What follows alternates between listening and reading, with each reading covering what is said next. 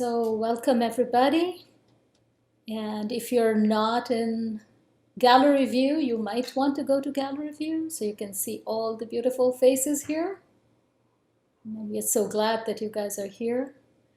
Just a small request is today's experience is going to be a guided visualization followed by kind of a prayerful sharing of your images. So we request that if possible, refrain from using the chat unless you need to chat with the tech support people. And what I'll do now is invite Darby to introduce this evening. Hi, it's good to be with you all tonight. As Sushmita just shared, there will be two parts to our evening. Sushmita will share her guided meditation journey with Vishnu's dream. And after that time, we'll open up for a time of sharing out of our own experience with the dream. And I'm going to say a word now about our sharing time. The invitation is going to be to borrow a practice from group projective dreamwork. And that practice is that when we share, we preface our sharing with the words, "in my dream," "in my dream." So for example, if I'm listening to Sushmita's meditation and I have some happiness or joy come up in me, in the sharing time, I might say, "in my dream, I feel joy."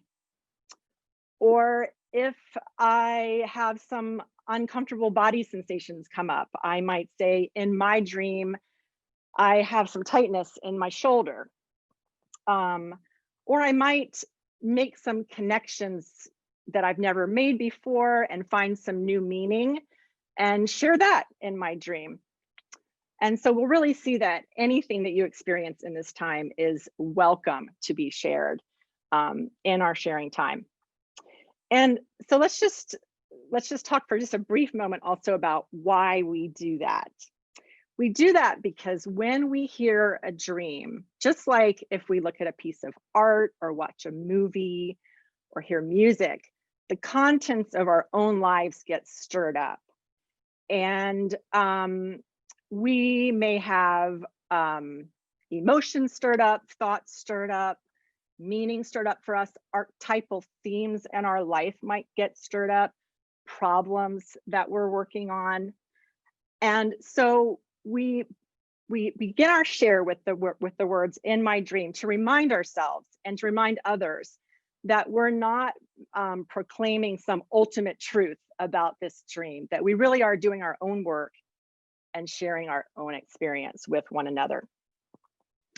You don't need to worry about remembering this now because I'll remind you again later. So really the task now, when I turn the time back over to Sushmita, is just to let it wash over you, just to let yourself experience whatever comes up, and just to be with it and to notice it. A word about just feeling safe in this space. Do what makes you feel comfortable. If you feel like you need to feel more grounded during the meditation, you might open your eyes, you might just feel the chair you're sitting in, feel your feet on the floor, just do whatever it takes to make you feel grounded and comfortable in this time. So with that, I will chime over to Sushmita to start us on our journey.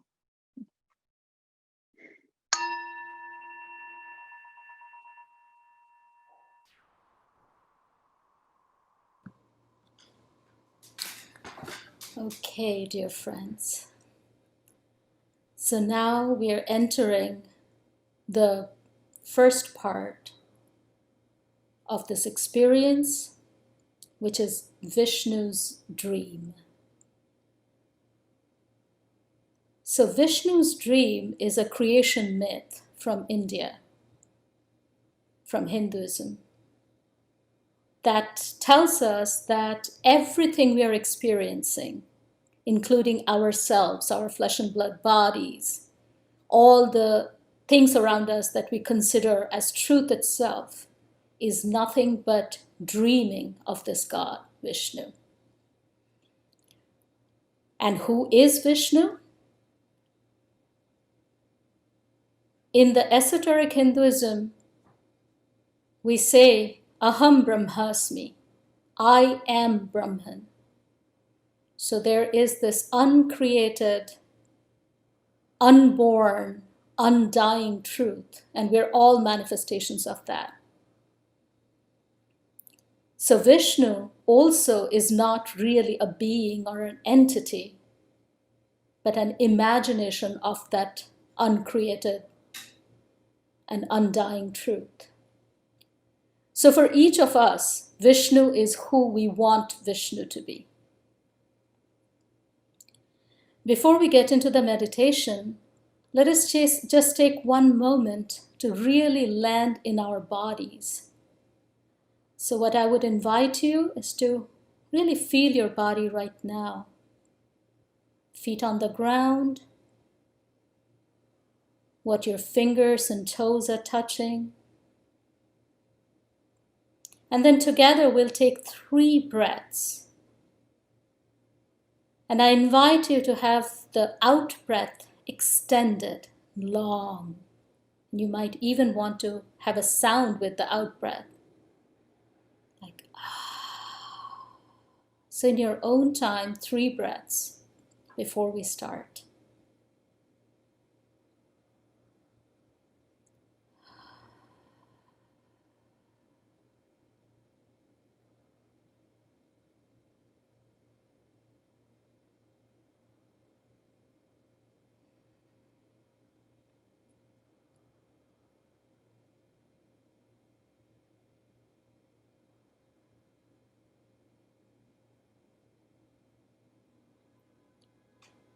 And now, I invite you to imagine that you are Vishnu, this radiant being.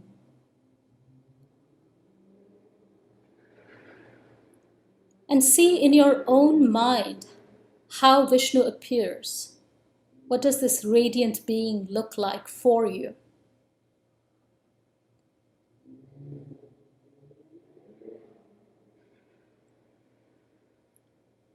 And this radiant being now walks onto a serpent who's reclining in the ocean of cosmic bliss, the Kir Sagar. And the serpent's name is Adishesha, the primordial one, or Anantashesha, the eternal one. And as Vishnu, you step onto this serpent and you lie down. The serpent has 5 hoods that protect you from all the elements. And as you close your eyes to begin the dream of the universe, you feel the gentle undulation of the ocean. And as you begin to drift into your sleep and your dream, a lotus grows out of your navel. And on that lotus sits Brahma, the creator of the universe. And Brahma's job is to create what you dream. Your eyes grow heavy. And as you drift into sleep,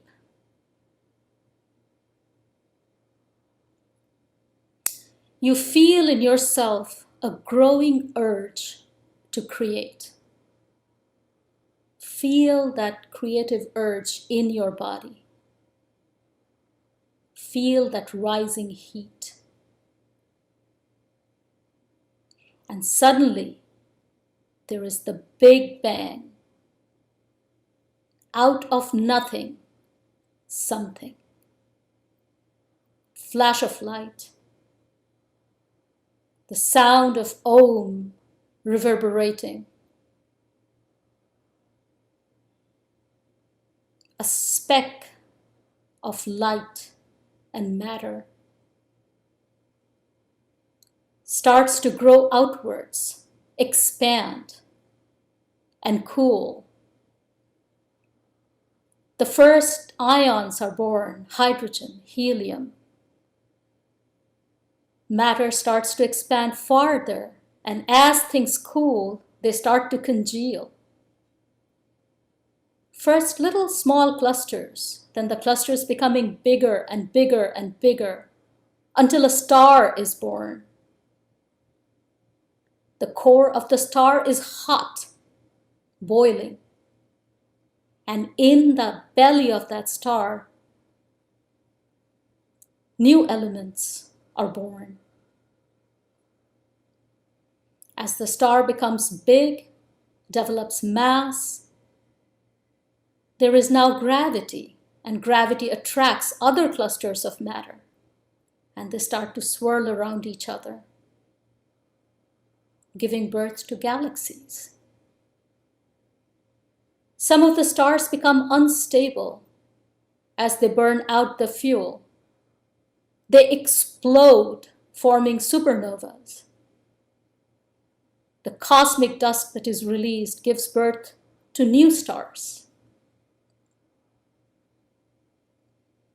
And you, as Vishnu, continue to dream. As supernovas explode, as other stars collapse into smaller and smaller and smaller entities, which become denser and denser and denser until not even light can escape that space.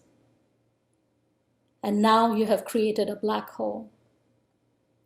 Stars start to revolve around this black hole. Galaxies and clusters of galaxies and superclusters of galaxies are formed. And now, as Vishnu, your attention moves to this one particular galaxy. Not a spectacular one, not a special one, just a middling galaxy, the Milky Way.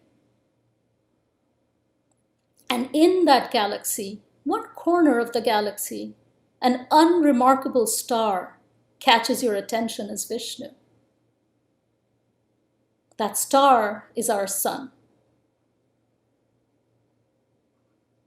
This is a newly born star, and this is a chaotic part of the galaxy, of the universe, where there's all these different pieces of congealed matter that are colliding with each other, are moving around in chaotic orbits. Slowly, as you continue to create the dream, and as this dream unfolds, some of the planets find their orbits and start revolving around the sun in a more orderly way. And now your attention moves to the third planet around the sun, the Earth, a fiery ball with explosions and volcanoes, burning hot. And as you dream on, the Earth cools. Asteroids and comets keep hitting its surface, and it accumulates water. And as the surface cools, oceans are formed.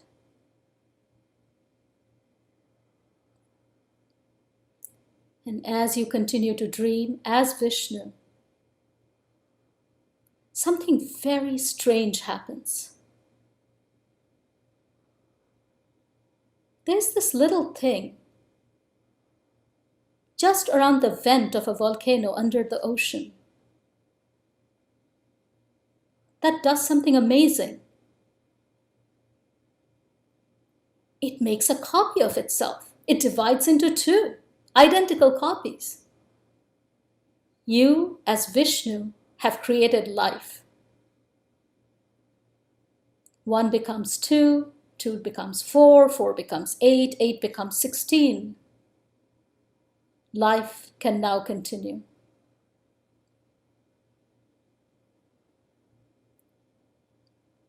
Slowly, the complexity increases, go from one cell to multiple cells, to more and more complex beings that are alive.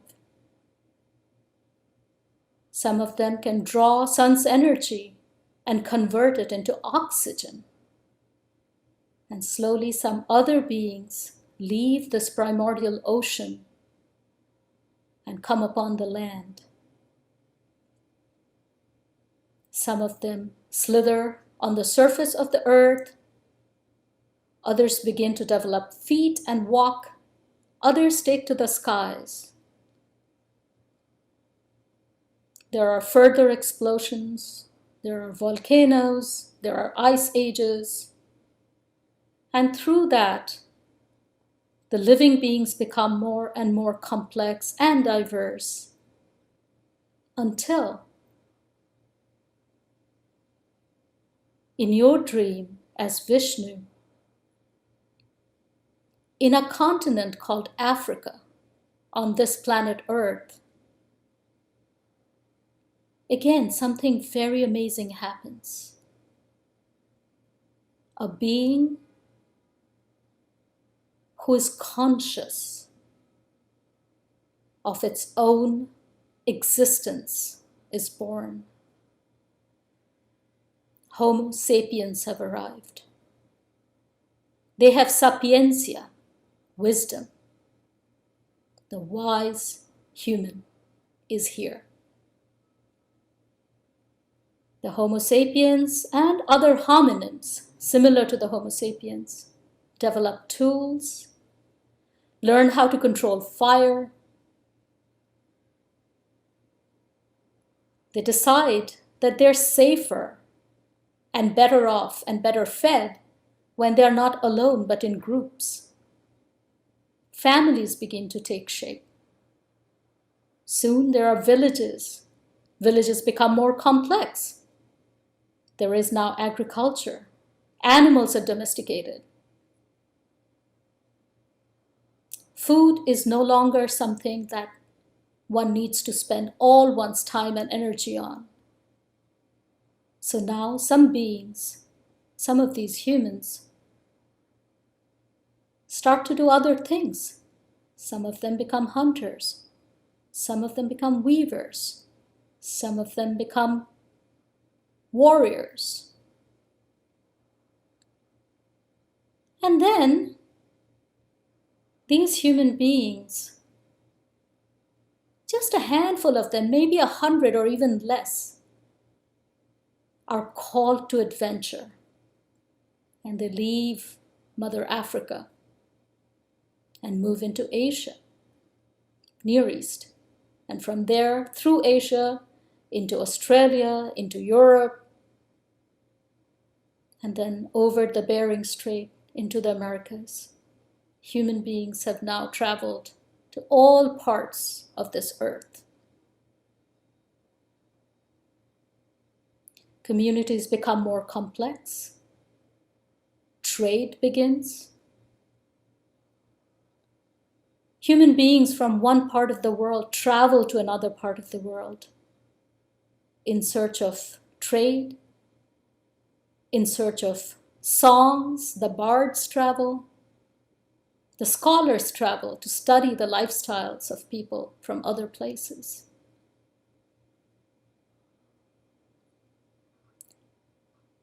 However, in your dream, as these human beings become more and more diverse, more and more adapted to where they live,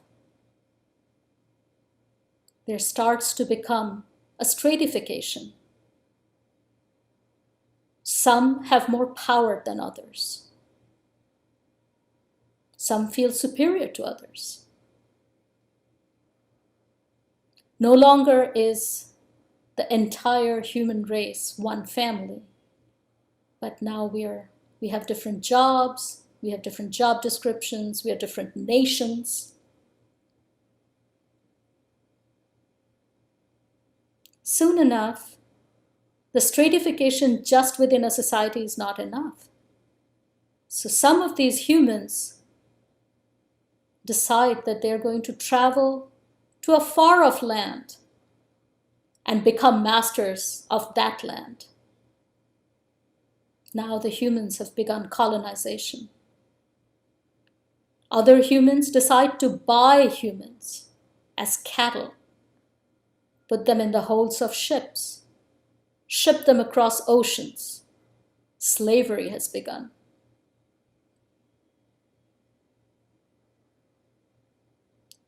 World wars are fought.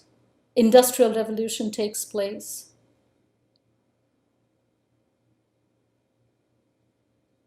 And now comes a point in your dream as Vishnu where these humans start to say, maybe this is not the answer.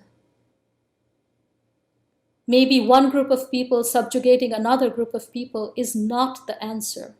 And this becomes even more clear when some of these humans leave the planet Earth on moon mission and look back at planet Earth and see that there are no borders. This is this one blue planet that belongs to all humans. The sentiment of globalization starts to be born, sense of unity. We are all humans on this planet. Decolonization begins. Colonized countries stand up against those who were the colonizers. The erstwhile slaves will no longer tolerate slavery.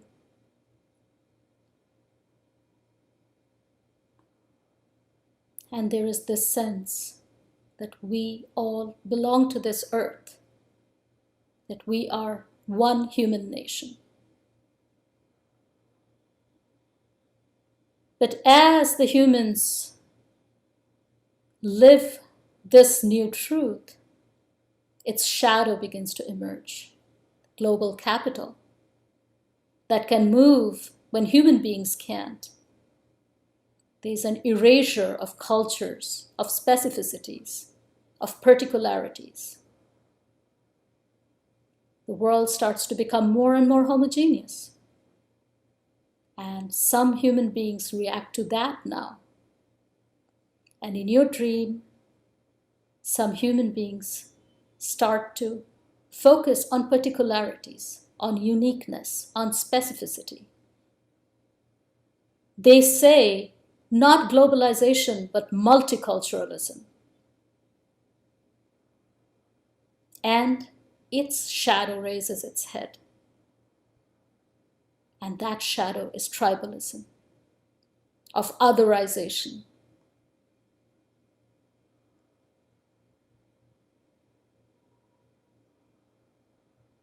And this is the moment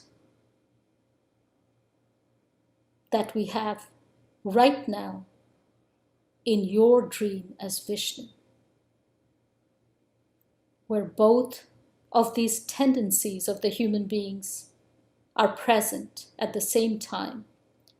The tendency towards globalization, the tendency towards saying we are one, and the tendency towards multiculturalism and even tribalism that says, I want to retain the specificity and the uniqueness and the particularity of my culture, my heritage.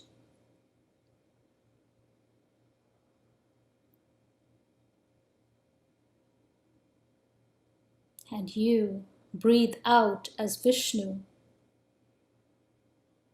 as you hold this tension between these two urges of these beings in your dream, the humans, the wise ones, the Homo sapiens, the ones who have sapientia.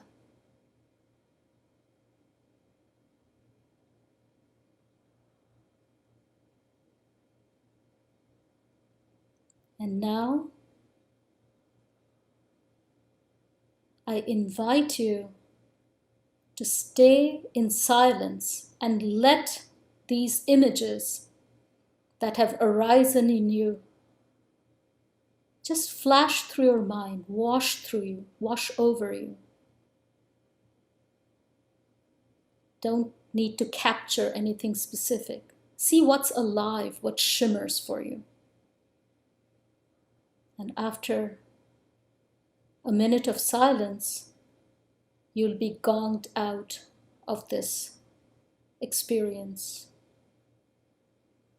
by Darby.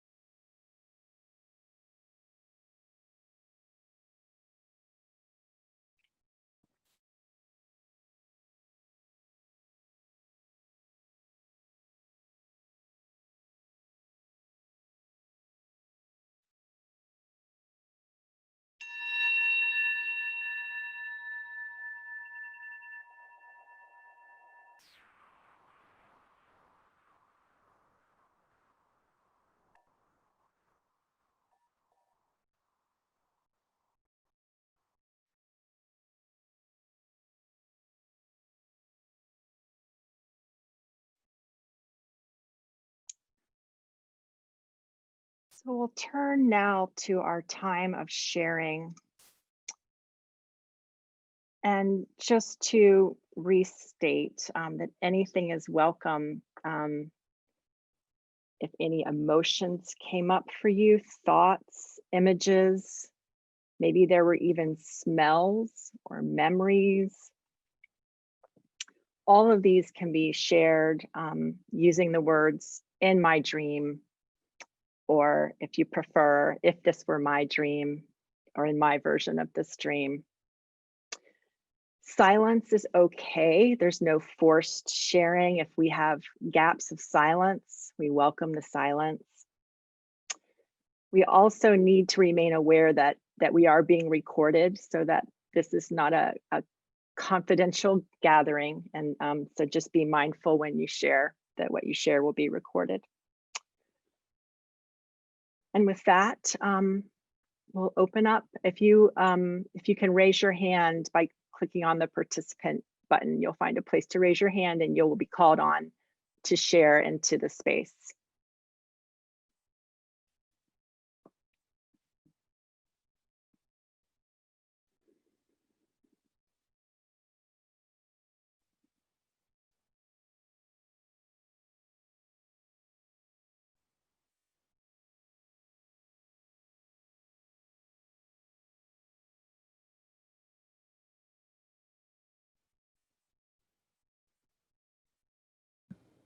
Tara, go ahead.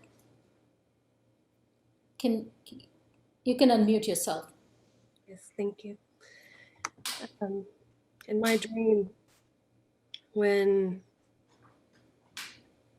the stratification of people started, I felt some aversion inside my body, some grief or resistance,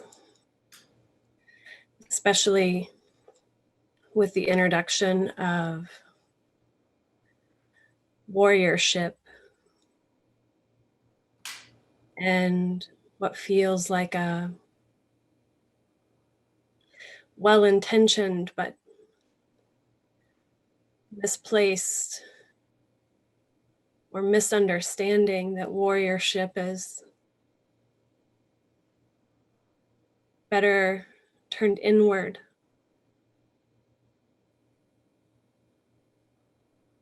than in violence outward. And that the learned, simply because they have the knowledge from the scriptures or the books, are no better or worse than their fellow person. In my dream, there's no dominance of one over another. In my dream, there's an openness that allows that identification or realization at the heart of Namaste. I see the divine spark in you, the same as me. And I allow that to flow through without diverting it toward my own ends of my own ego. And in that one change, in my dream, that openness allows us to embrace one another, allows us to come together and share our knowledge and our insights, to have a common shared reality of oneness, a realization, a felt sense. And there's so much peace. And everywhere we step, the flowers are just blooming under our feet. And the water's clean, and the air is crisp and clear. And there's no lack, because we have the realization that there's more than enough.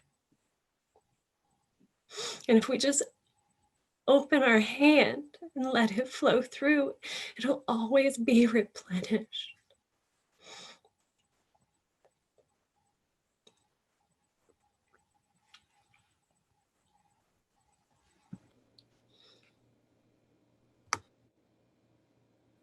Thank you.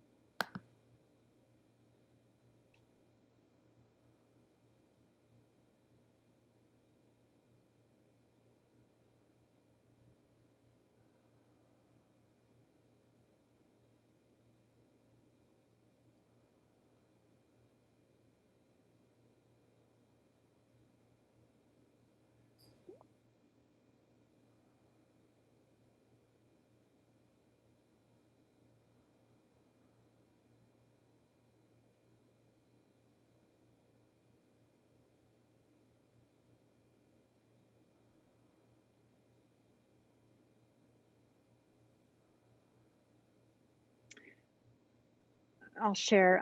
In my dream, I'm going back and forth between the word greedy and longing, and I'm not sure which. Maybe it's a little bit of both, but I feel like I so much want to live it all and do it all. I feel like my little slice of life here is it feels small but important. And so this Vishnu's dream for me, in my dream, opened up my desire, my hope that that when this body is done, that I keep living it. I keep living it all.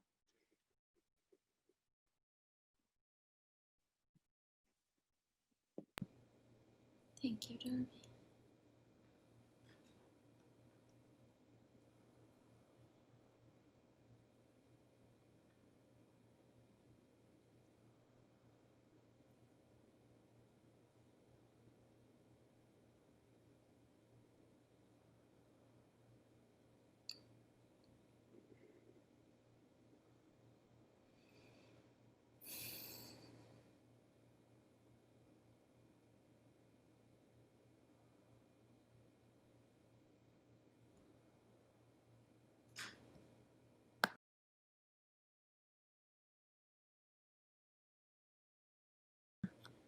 Susie, you can unmute yourself. You can't? I see. Ah, okay. Now I am. In my dream, all humans are seen and heard. Their feelings are acknowledged and accepted. Their best is affirmed. And what needs to be redirected is done so with compassion and kindness, with the intent that they can grow and offer their gifts to the world.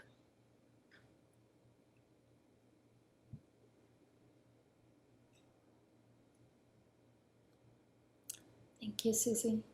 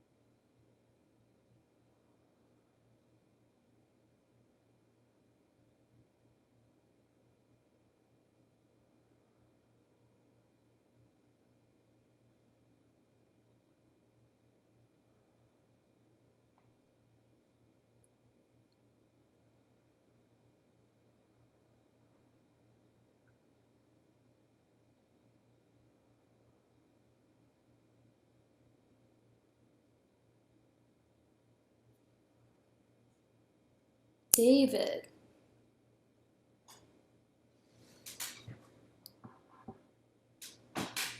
I hadn't even hit the button yet. In my dream, I found that there was a great lingering as each part of creation unfurled. That I found in my dreaming I wanted to luxuriate in each of the dancing pieces as the elements collided and got bigger and tried to find the next part of their destined dream. And I was startled to think of my ancestors as conscious, as part of Vishnu's dream. In my dream, Vishnu had a moment of understanding its own existence by observing creation's capacity to notice and bless itself in my dream. Thank you for this. Thank you.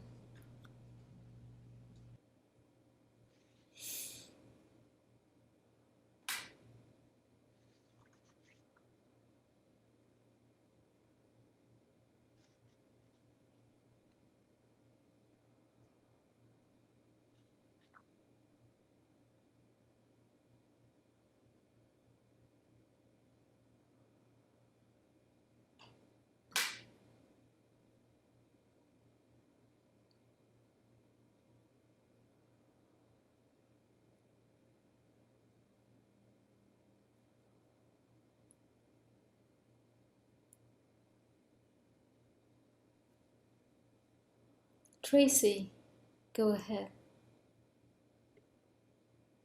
You unmute yourself or I can unmute you. Yeah, thanks so much. Can you hear me okay? Yes. I love this dream. And in my dream, I'm still flying on the serpent. And I'm embracing the serpent. And in my dream, all the striations, all the separations and differentiations have completed and passed all the way through to a harmonization where the planetary network of living organisms is connected as green islands in blue sea, and communities live in each island, and the human beings and the stewards and the animals and the four-leggeds and the wingeds and the swimmers are in a telepathic rapport already, and resolved the distribution of resources and the distribution of information. And when climbing on and holding onto the serpent, it's almost as though it's a flight across the planet, around the planet, and telepathically hearing what each little community is sharing, how they're getting along, how they've discovered cooperative, sustainable interface with each other. And they're all perfectly harmonized. So several thousand years into an integration which is cooperative and beautiful and musical and radiant. And any information that's needed is had in the instant in telepathy. Thank you so much. I love that. I want to go there. Thank you, Tracy, for dreaming the dream forward.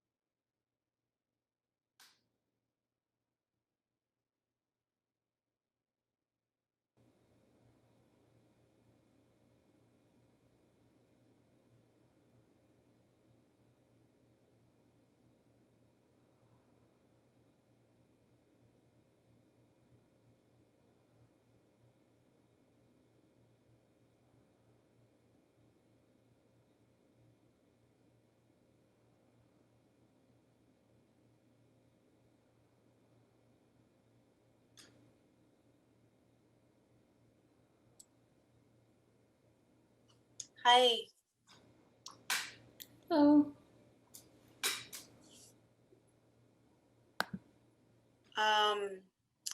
In my dream,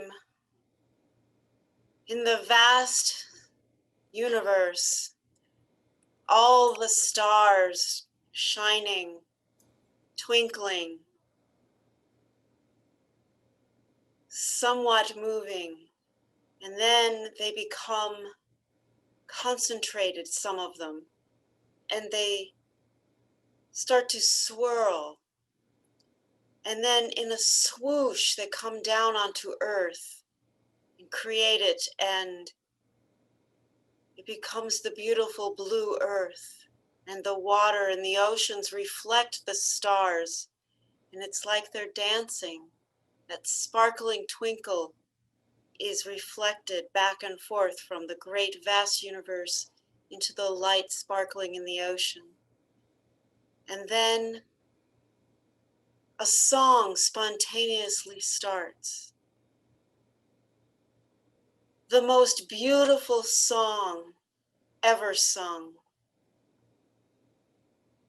And slowly, softly, all beings start to hum along with the song. and voices grow and start singing out. And nothing, no being can resist this song. And harmonies arise. And it fills the universe, this song. And then spontaneously beings start to dance to the song, moving rhythmically as one.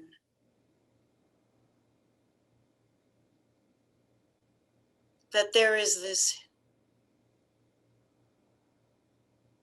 all-encompassing experience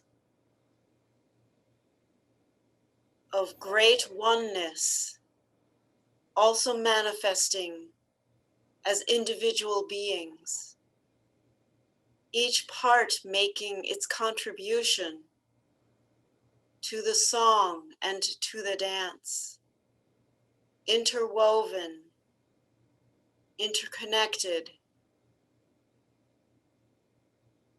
without any end.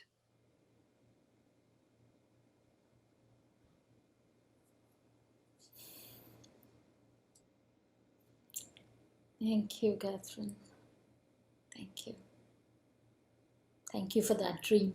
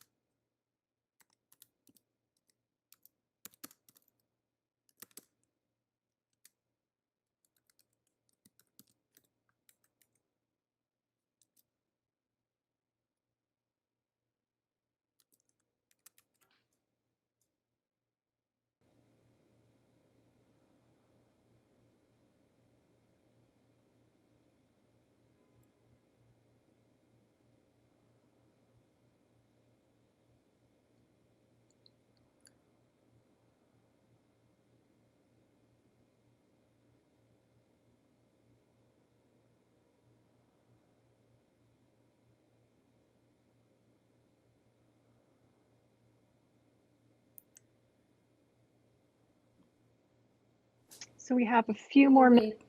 We have another hand up. Oh yeah, Danielle. good. Okay, great. Yep.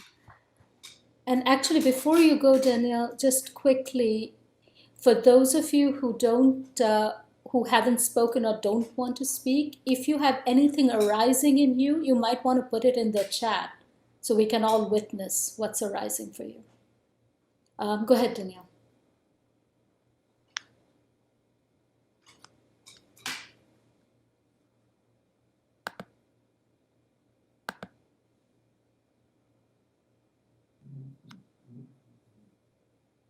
Can't hear you. Can you hear me now? Yes. Okay, my microphone wasn't working. In my dream, what I ended with was the struggle and of all that is and what has happened. And I was struggling as I tried to move my dream forward.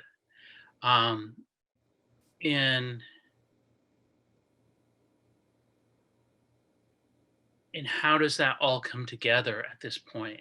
The struggle that as Vishnu, I have created a world that has all its differences, and coming together will water that down if I allow people to interact and the world to interact, but yet how do I honor the individual?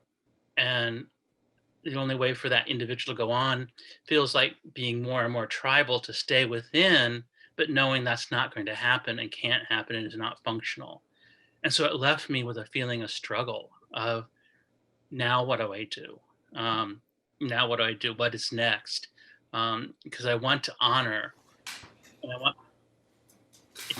unity in my world.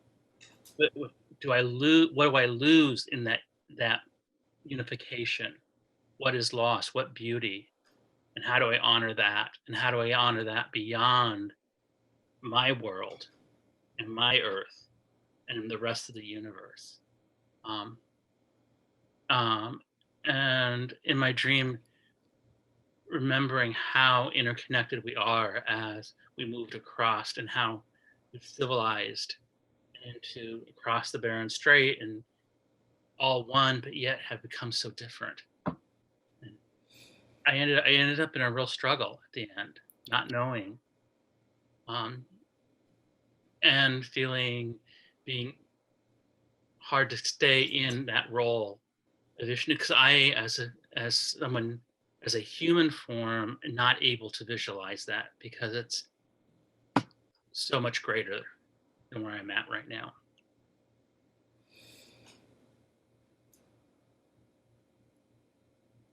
Thank you, Daniel. Thank you. Yeah, go ahead, Jameson.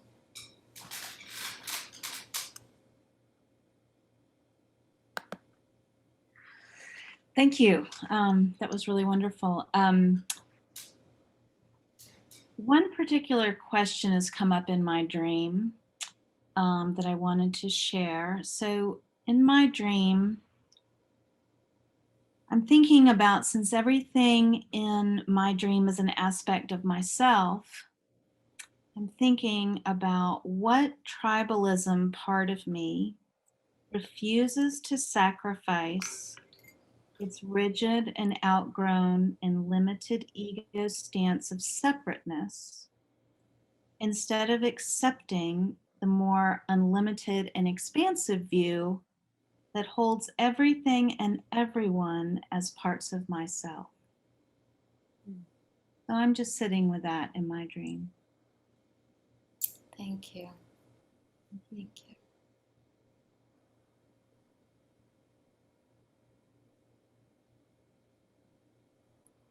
I think we have time for one more share. If there's maybe one more person who would like to put something into the container of our shared experience tonight.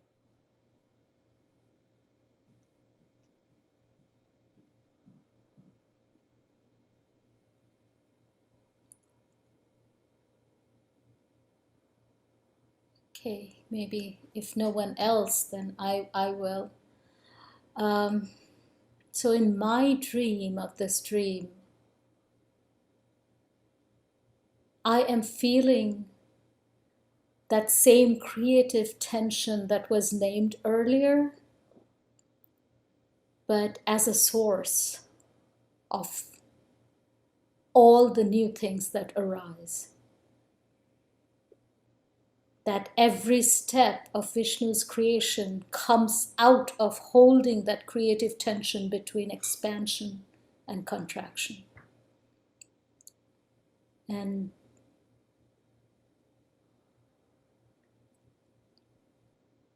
I'm sensing as Vishnu both these desires in me, the desire to expand endlessly and sort of hold the universe in my arms, and the impulse to be very specific, very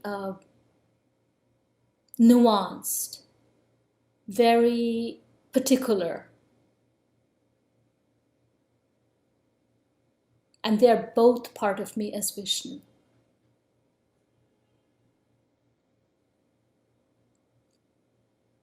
And if I may, Darby, I'll read out what Nomi wrote in the chat.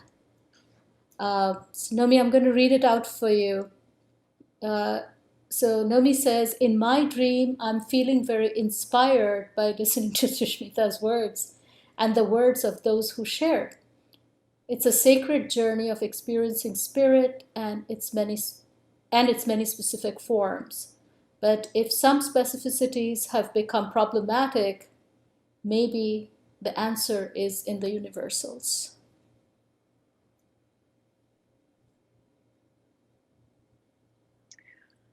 So as our time draws to an end, Sushmita, is there anything else you want to say before I move us to our closing, or is that? I think that's For good. you? You're good. Okay. Okay. I do want to let you all know that Sushmita and I will be offering a one-day workshop through One Spirit on December 12th, and it's called Dreams as Portals to the Sacred, and we'll be having fun playing with dreams in a lot of different, in a variety of ways. And so we hope that you all can join us. So to close our time, we want to invite each of us to come up with one word or phrase that you feel captures for you what has been stirred in this time, or an intention that you would like to move forward with, something that you want to remember from our time together. And just take a moment.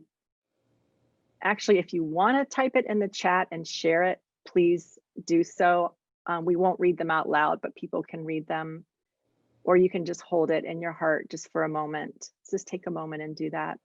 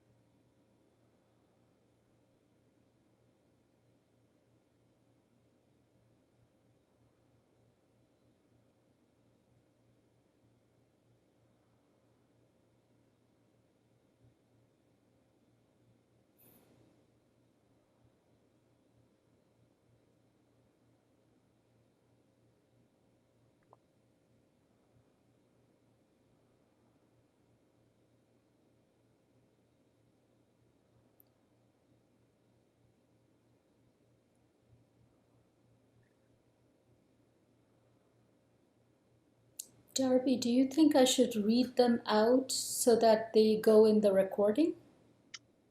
That is actually a good thought. Sushmita, why don't you do that? All right, let's read. So creative tension, stardust.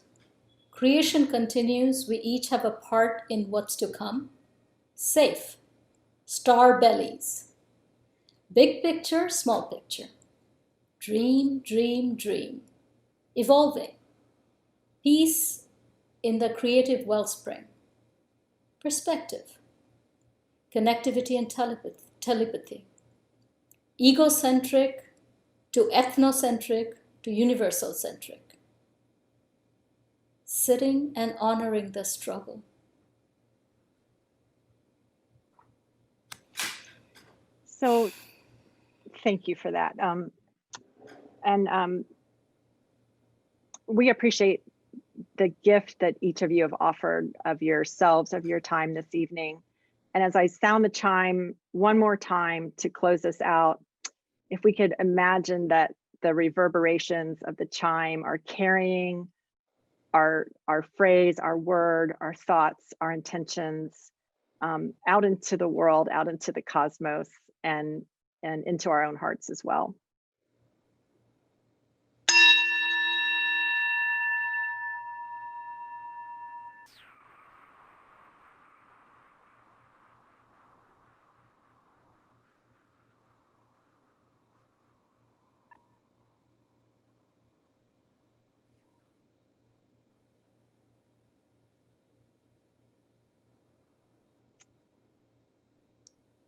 Amen. Namaste and good night. Thank you, everybody.